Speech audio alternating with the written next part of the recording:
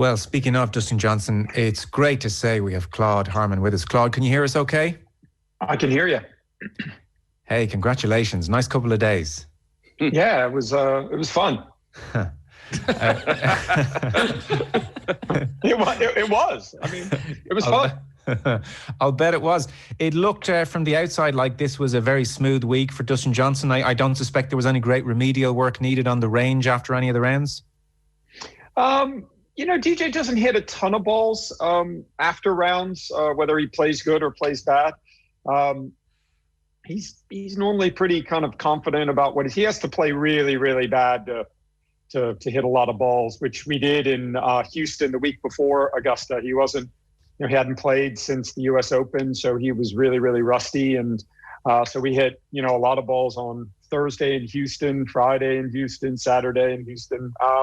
And then last week it was, pretty much his normal kind of major kind of setup, just, working out in the mornings and getting some practice. And he played most of his practice rounds with Rory last week.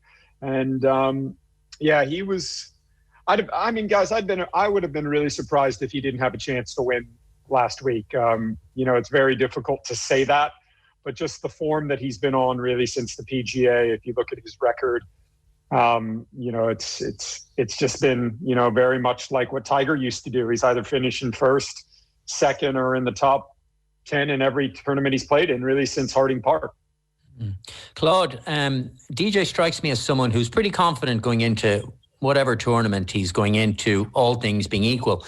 But was there anything particularly before last week that suggested, you know what, this could be a special week?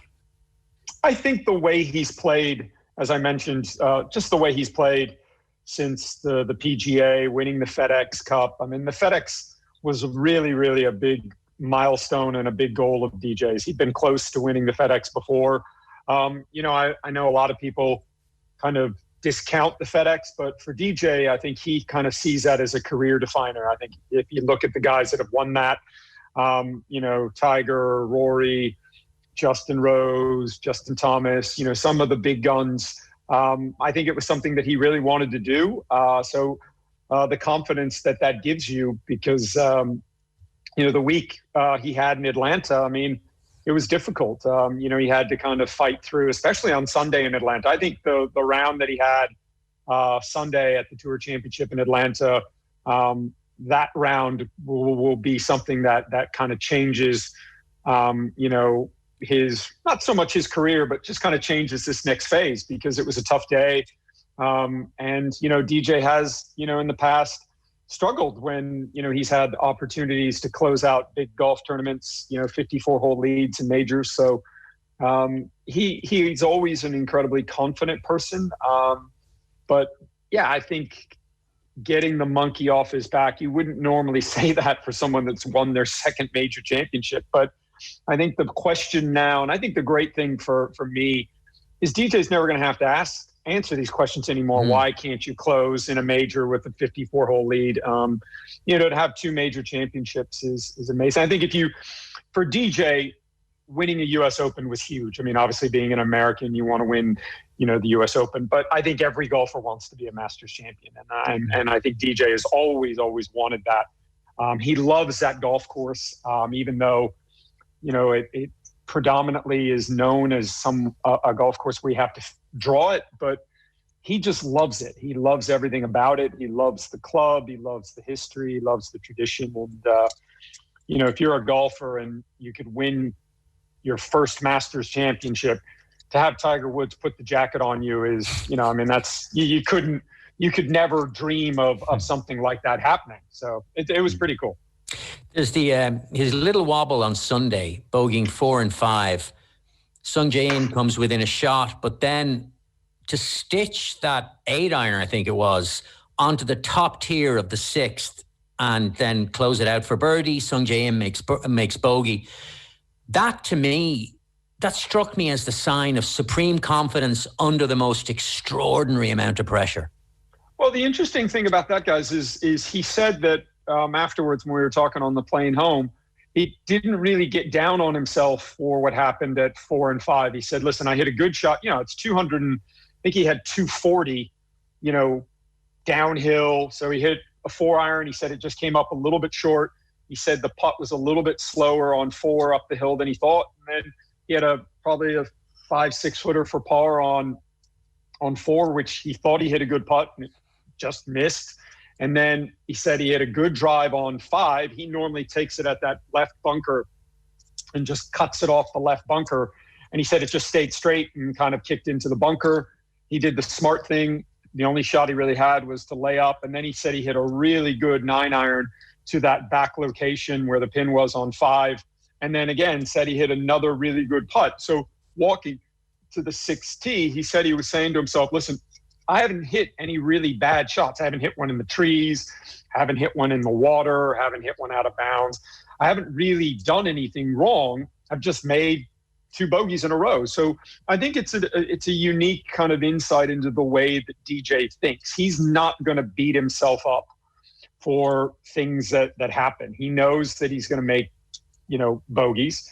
And he didn't make it, it would be different, I think, if he had made a double in that stretch, because then it looks like the wheels are going to come off. But he knew everybody is going to make a bogey at some point during the day. And, to stand up and hit, a really, really good iron shot on 6, I think kind of,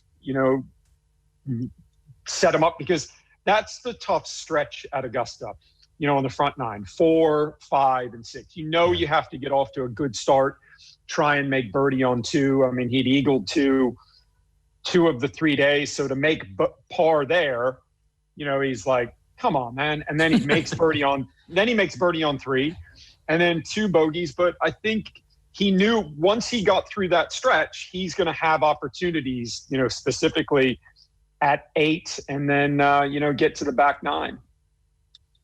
Oh, you mentioned the near misses, and there's probably half a dozen over the last decade where Dustin has put himself in contention and just not got the job done. Like 4 and 5 is a little wobble, and quite often little wobbles in major championships can become big wobbles. Why didn't it? Have you seen, was there scar tissue there that you've had to work on mentally, that when those little wobbles happen, that they don't become a bigger thing? That, as you say, he wasn't affected at all by it seems. I think that, if you look at when DJ won his first major championship in 2016, when I look at DJ as the player then versus the player now, to me, I mean, he's just become a complete player. In 16, he was kind of known for, the driver, hitting the golf ball a long way. But now I think if you look at DJ's game, I mean, he's an unbelievable driver of the golf ball. He has great length. If you look at how he drove the golf ball last week, now that he's able to just, hit it and play off the tee. I mean, DJ pretty much throughout the entire FedEx has basically hit his driver, kind of had one look and gone and picked the tee up. And he's normally given AJ the driver before the ball's even landed. So he's a great driver. His iron game last week, I mean, he hit 60 greens. His wedge game, everybody knows he's improved that. His short game's gotten a lot better. I thought the chip shot that he hit at 11, was a great shot. And then he's really become a good putter. So if you look at where he is today as a player versus where he was in 16, I think he's matured a lot. And, I think guys, other than maybe Jack and Tiger, he's got the greatest golf mind in the game and maybe in the game's history. He just has this ability to not have any sort of, rear view mirror. He just doesn't seem to let this stuff bother him. He's made mistakes, obviously, in tournaments and major championships when he's had to win. He's had some crazy stuff happen to him, and he's done some crazy stuff to himself. But, I've been saying this for years. If you could design a golfer, you would design Dustin Johnson. First of all, I mean, he's a freak athlete. He can do things other people can't. Very similar to what Tiger was like when Tiger was in his heyday. Very similar to what Rory's like with some of the things that he can do. And then you would design the mind. I think everybody that doesn't know DJ thinks he's kind of, not bright and aloof and doesn't really care. And none of that's really actually true. But if you look at how he handles himself on the golf course, he is the living embodiment of what every sports psychologist, Bob Rotella, all the guys tell you. Play one shot at a time. The only thing you can control is the shot you're hitting right now. And he does a great job of that. And he does a great job, guys, at all of these failures he has. They don't bother him. He just keeps putting himself in positions. I said on Sunday after the round, if we would have told everybody on the night of Chambers Bay after he 3-putts the 18th hole that he would win all the tournaments that he was going to win in the next 5 years, that he was going to win the FedEx and do all the stuff, everybody would say, I just don't believe it. The scar tissue is too big. And he has this unique ability to just say, listen, like he'll play golf rounds, guys, and he'll play bad.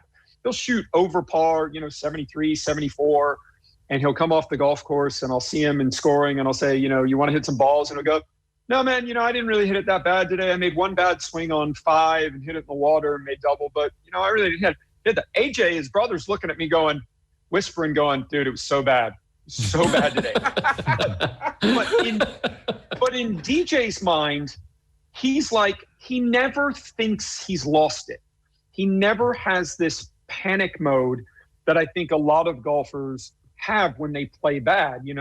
He says, no, listen, man, I didn't really play that bad today. When you can see the stats said he didn't play good, that he hit some loose shots. But in his mind, and then he always says the same thing. He said, bro, we'll go to the range tomorrow. I'll be fine. I know what I need to do, and I'll play good tomorrow.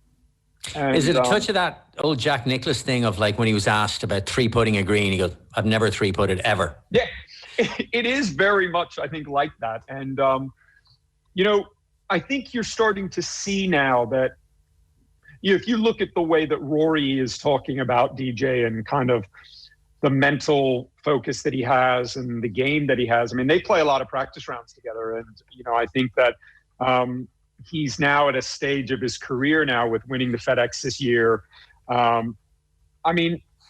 Justin Thomas put his arm around me as we were walking up from scoring at the Tour Championship. And he said, I played with your boy DJ when he missed the cut in at Memorial.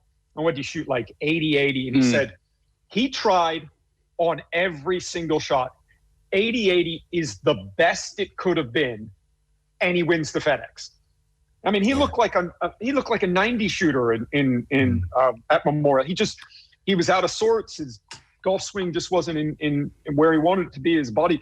And then to come back from that and do what he's done is just, it's a testament to who he is as a player.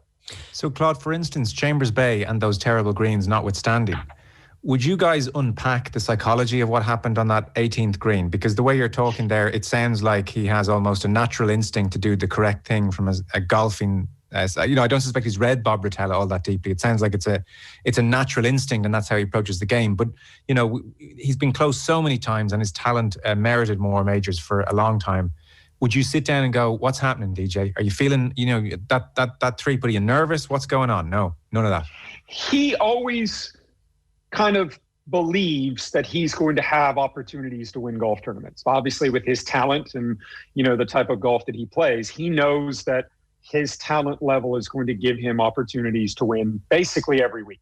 Yeah. And so I think the philosophy that he has is, if I continue to give myself chances every single week on Sunday, sooner or later, somebody else is going to 3-putt the last hole and I'm going to win. Or, I can just hang around and shoot, kind of a decent score. He has this ability to just kind of say, he has never said anything to me about what's happened at Chambers Bay, ever. Wow. The only time he ever mentioned it is after Chambers Bay, 3-putted. And it's two things. The only time I've ever seen him get mad, and the only time he's ever said anything to me about that is that week at Chambers Bay, the greens were horrendous. I mean, it was like, a goat track. I mean, everybody was talking about it. And he was the only guy all week that never complained about the greens. And guys would be coming up in practice rounds or after, the first round or the second round and going, dude, how bad were the greens out there? And DJ kept saying, yeah, man, they're not that bad. I mean, yeah, you get some bad putts, but, and he kept saying to, my dad and I, he's like, listen, someone's going to win this week, regardless of how bad the greens are. They're giving out a US Open trophy this week. So everybody's got to deal with this. And so his attitude that week was so unbelievably positive, and we were clearing out his locker after, he 3-putted and he was putting a shoe in a bag, and he took the shoe and he threw it in the bag. And he said, I stayed so positive this week. And, I'm so pissed off because I stayed so positive because these greens were so bad this week. And then we go to the house and, I had to drop his agent off, and he's loading up all of the luggage for him and his entire family and the Gretzkys because they were going on vacation. And Wayne Gretzky said, DJ, you don't need to load the bags up. And he said, no, that's what I deserve after 3-putting the last green. So we're putting the bags in the car. And the only thing he said, and this will give you a great insight into how he thinks. He said to me, he looked at me and he said, I played so good today. I played so good today. He said, next time I'll get a bigger lead so I don't have to worry about if I make mistakes. His mindset was, I played so good today, not I 3-putted the last hole, not I could have done this or could have done that. He said, I played so good today. And I think that he is that same player. Sunday was most certainly the first time we all saw DJ cry. How often have you seen him cry? I was standing right behind the green with Bubba Watson, and Bubba said, hey, man, you think he's going to tear up? And I said, well, if he ever is, it would be here. I said, AJ's going to cry. And Bubba goes, oh, yeah, AJ's going to cry. So we went to the putting green afterwards, the practice putting green, and, Tiger gave him the green jacket, and then Tiger came over and was standing with AJ and I. And, Amanda Balionis of CBS is doing the interview, and, he can't even get through the interview. And Tiger just kind of whispered to me, the green jacket will do that to you. I think it was a culmination of a lot of things, of some of the failures he's had, of, growing up not far away from there. I asked him in one of the practice rounds if he'd ever played there before, because he grew up only an hour away and went to college in South Carolina. And he said he never played before he played in the tournament. And he said he promised himself, he'd had some offers, but he said, I made a promise to myself that I would never play Augusta National until I was in the tournament. So I think it was just this, realization of, all of the work that he's put in. And, it is kind of the mountain that you want to climb as a professional golfer. I think the history at Augusta, guys, I don't know if you guys have been there. It's iconic. It's one golf course. They play it every year. You can judge yourself based off of everybody that's been there, the green jacket, the champions locker room, to know that for the rest of your life, every time you go back to Augusta National as a player, you're going to be walking around there with a green jacket on. I think it's just, it means tremendous. It's like, it's the golfing equivalent of Wimbledon. If you look at the emotion that tennis players have when they win Wimbledon versus a US Open or Australian Open or French Open, it's to me, it's the pinnacle of the game. Claude, ever since he was in college, it was known that Johnson had a preternatural talent. He was going to be a great golfer no matter what.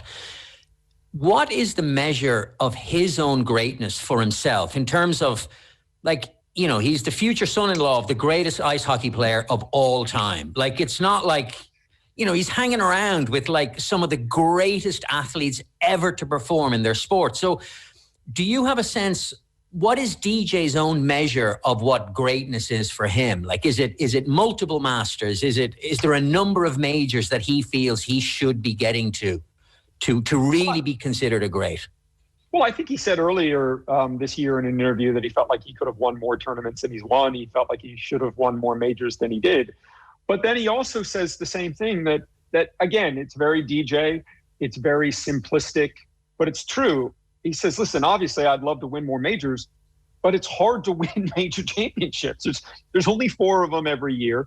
There's a tremendous amount of good players. I think that he believes that, he believes every single day that his best golf is ahead of him. They asked him at the Tour Championship, do you expect to win? And he said, no matter how I'm playing, I always think I'm playing good. Again, another great DJ quote, no matter how I'm playing, I always think I'm playing good. So I do think this could be a catalyst to see kind of a Phil Mickelson style run in the majors,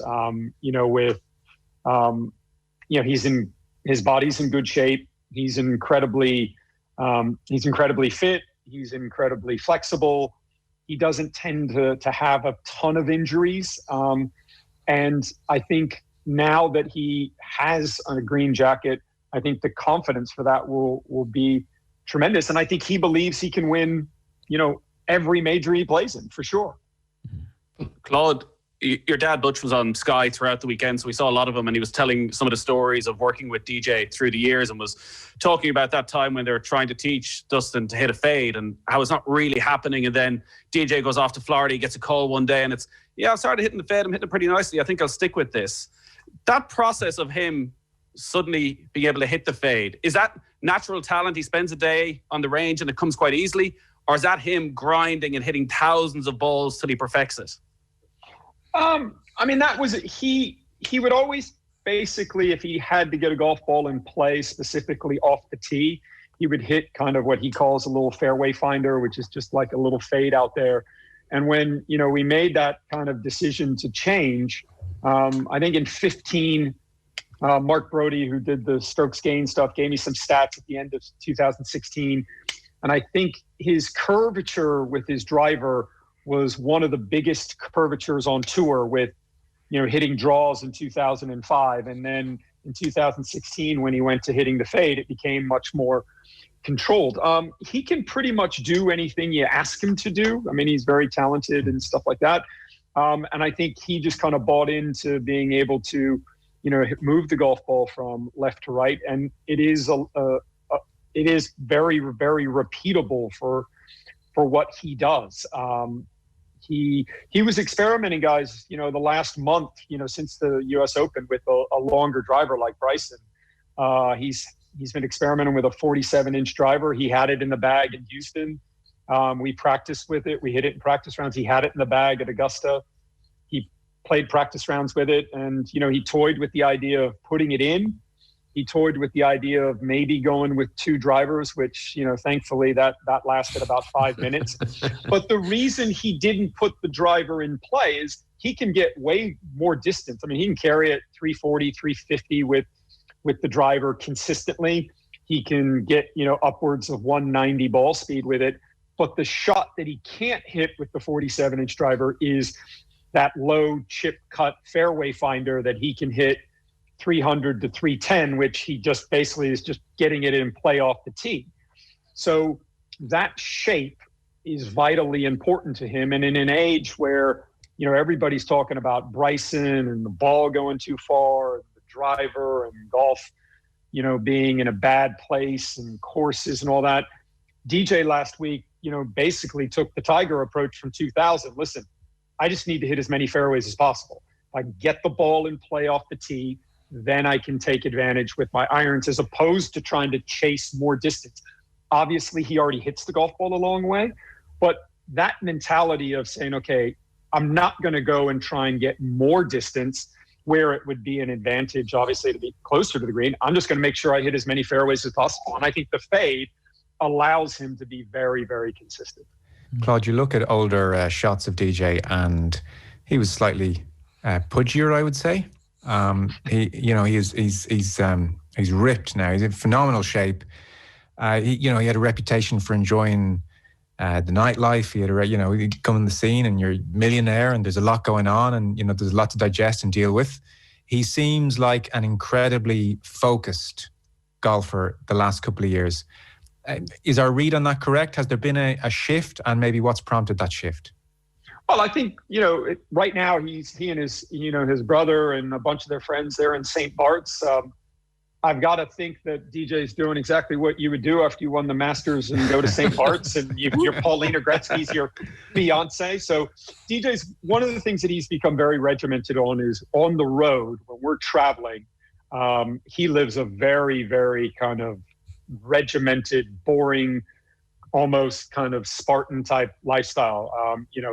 Since the pandemic, he's basically stayed in houses every week. So most weeks, if he's on the road, it's him, it's AJ, it's Joey D, his trainer. He's got a chef, Chef Mike. And then if I stay with him, so the five of us, we go from the plane to the house, to the gym, to the golf course, to the house, and that's it. We don't leave the house. We don't go out.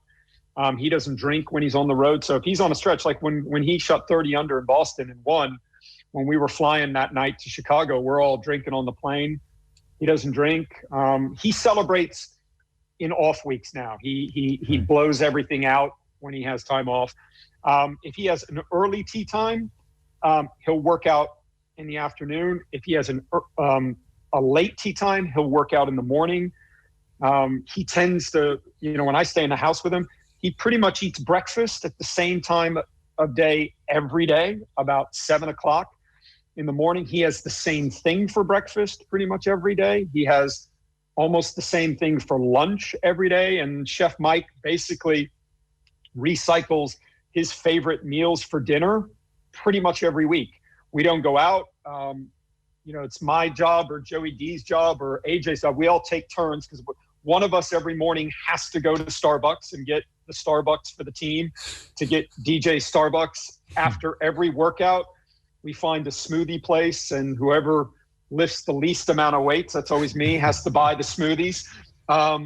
He's a big Soul Cycle guy on the road. If he's in town and there's a place, before the pandemic, if he could go to Soul Cycle, he'd go, Soul Cycle classes plus workouts and stuff like that. So he's very much a kind of a creature of habit.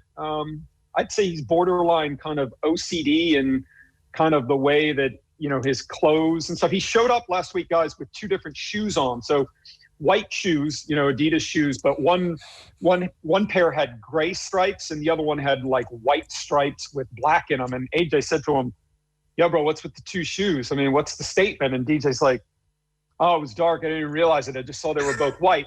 He immediately called Joey D, his trainer. Joey's working out. He says, "Joey, you need to bring the car back. The other shoe's in there." And Joey's like, "Dude, I'm working out." And he's like, "I don't care. You got to bring the car back." Because that would have sent him sideways. Yeah. Whereas a guy like Brooks Koepka could be wearing a red shoe and a black shoe and would go, "It doesn't bother me. It's no big deal." Do you think, Claude, that... So Joe mentioned the tears on the 18th green, and we were talking about it before you came on, is, to my mind, it's the first time that we, the golf-loving audience, have got a glimpse into who DJ actually is, that this cipher that's accompanied him most of his career. Is he aware that all of a sudden, for the first time in, 12 years or whatever it is, that he has basically kind of revealed himself now to the golf world? And that is he conscious of that, and that it might mark a shift in the way people perceive him? Somebody said to him when we were back at the house afterwards, "Man, you were crying. I mean, what was with that?" And he looked at me and he said, "Bro, I just won the Masters." And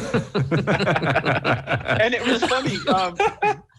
He's like, "Of course I'm going to cry." We were flying home, and on the plane, Wayne Gretzky was on the plane with us flying home, and his wife Janet and DJ's kids and everything, and Wayne and DJ were talking back and forth, and it was funny. Wayne said the same thing. He said, "Listen, I won 4 Stanley Cups, never cried once." And he said, "I'm watching you win the Masters and I'm crying." So I think when you're in that kind of vein, DJ's a pretty cool customer, and he's much different off the golf course than he is on the golf course. I mean, we see a lot more, of him being a normal person than I think you guys do. But Sure. I think it's such a huge thing to become. I think being a Masters champion is just different. When we walked up after he walked and he was going into scoring, Bubba Watson came down and stood next to us, while DJ was putting out, and he's got his green jacket on. And then DJ walked up to the clubhouse, and, in scoring, Zach Johnson's there in his green jacket. Jordan Spieth is there in his green jacket. I mean, last year when Tiger won, I was down there when Tiger came into scoring, and you looked at all the former champions that were there, because what Augusta tells the past champions is, if you're on property and you're not playing, you wear your green jacket. So I think to be able to know in your mind that every time you go back to that place, you're going to have a green jacket. I mean, he was loading up the car. We went to the plane and we were all getting luggage out, and, they're putting him on the plane, and he's got shorts on and a hoodie, and he's got the green jacket on.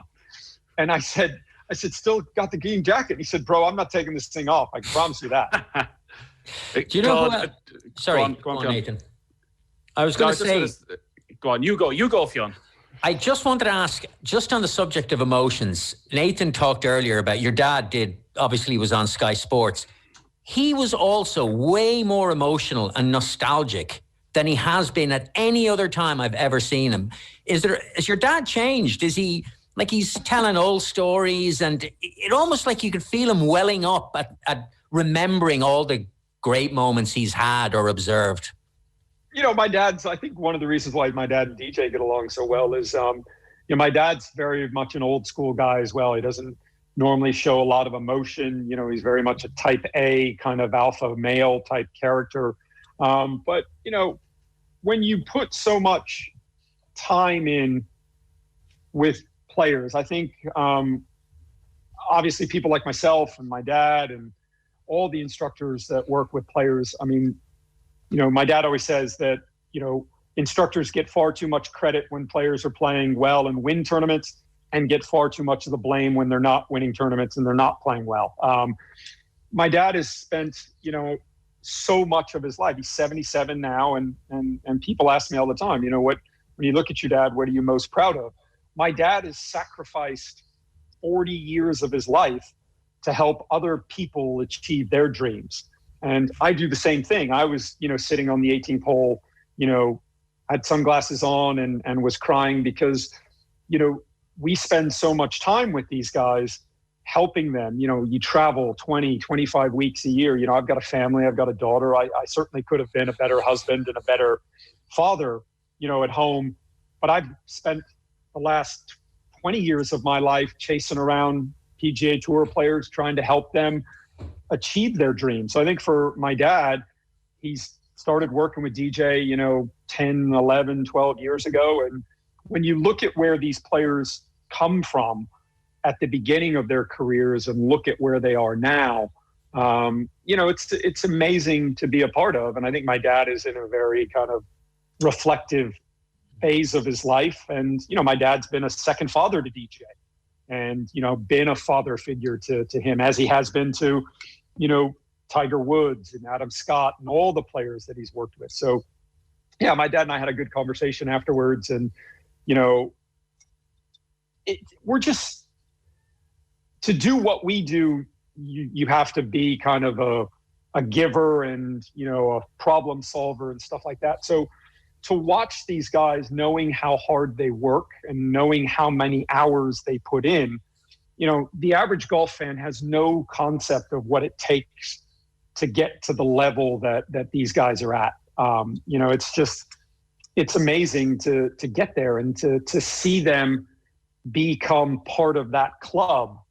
The Masters is pretty cool. We were loading up the plane, and the plane next to us, Adam Scott, who has his own private jet, who everybody, DJ's like, man, how does Adam Scott have his own jet? So Adam's on his plane. So we all drive up, and we're getting to the airplane, and they're loading up the bags, and there were a bunch of people on the plane. So we're all kind of standing out there, and I look over and I see Adam's, plane next to us. And I said to DJ, I said, there's Adam's plane. So Adam gets on the phone and he calls Adam. So we can see Adam in the window of his jet, and we're waving, we're talking, and I can hear Adam going, hey man, welcome to the club. What are you going to serve at the Champions Dinner next year? It's those type of things that, no other championship is like that. Yeah, cool. Adam Scott being a Masters champion, everybody said, Jordan Spieth said that to DJ. Zach said that, Bubba said that. The first thing they say is, welcome to the club. And I think that type of thing, for those of us around them and part of the team, that it's, for them, it's so cool to see. I mean, the fact that DJ's got a green jacket, to me, I'll be honest. I was going to get a drink on the plane. I'm walking down the aisle, and the jacket was there, and I looked at it, and DJ goes, put it on, bro. So I put it on. Brilliant. We took a picture. It was pretty cool, man. It's a really unique experience. It's the first time I've ever worked with a player that's won a Masters championship, and for my grandfather to have won there, to know that my, DJ and my grandfather have their name on the same trophy, to know that my grandfather still shares a locker in the Champions locker room. He shares a locker with Tom Watson. To know that DJ is now going to be part of that, for us as a family, as a Harmon, My dad's worked with Tiger. He won the Masters. He's, Phil's been a Masters champion. It's pretty cool. I got to be honest with you. I'm 51, and it's one of the most satisfying things that has ever happened to me in my career, for sure. Well, listen, on that note, we've taken your time for far too long, but wow, amazing. It's the coolest major to win, there's no doubt. And the joy is radiating. So enjoy it. Thanks so much. I mean, it's always great to have you on once or twice a year. So congrats. We're delighted for you. Thanks, guys.